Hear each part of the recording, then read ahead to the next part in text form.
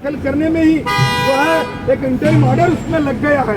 तो कहने का मतलब है कि राज्य सरकार को एक बड़ा, हम तो ये कहेंगे कि बार बार ये भी कह रहे थे कि अगर कोर्ट आदेश न पारित करे इंटरिम, तो कम से कम स्टेट ही कोई स्टेटमेंट कर दे, कोई स्टेटमेंट बताए जिसके तहत कि इस एडवर्टीजमेंट को इफेक्ट में नहीं लाया जाएगा। आपने ऐसा भी दलील दी थी, उसमें एजी का क्या कहना था? देखिए बात तो यही है ना कि विपक्ष हो या सत्ता पक्ष हो, एजी उनके सब हाउस के लिए रिप्रेजेंट करते हैं। तो सवाल ये है कि सारे लोग जो है अपनी अपनी बजा चलाने की और सोच बजाने की चल रहे हैं, और खुले वर्ग के लिए कोई नहीं है। हम जो है उच्च न्यायालय को बताने में कामयाब हुए।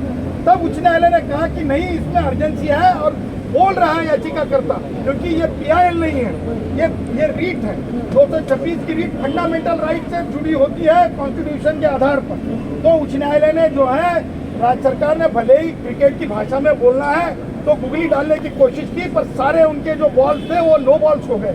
और जो है आज राज्य सरकार को एक ऑर्डर उनके माथे पे लगवाना पड़ा इस लेजिस्लेशन को लेके, मराठों के आरक्षण को लेके, कि सब्जेक्ट को आउटकम एक बड़ा गिलास हम मानते हैं। उसी के साथ आज हमने उच्च न्यायालय से ये भी कहा था कि जस्टिस शुक्रे जी जो है, उनका जो रिपोर्ट है वो रिपोर्ट नहीं दिया जा रहा है। हमने अर्जी की है उस पर, राज्य सरकार ने कहा कि हम उसके ऊपर तुरंत विचार करेंगे। हमने कहा कि इसके पहले भी जयश्री जी के मैटर में, जयश्री पाटिल विरुद्ध मुख्यमंत्री जो 2021 का लेजिस्लेशन था, उसमें थोराट पैरवी कर रहे थे।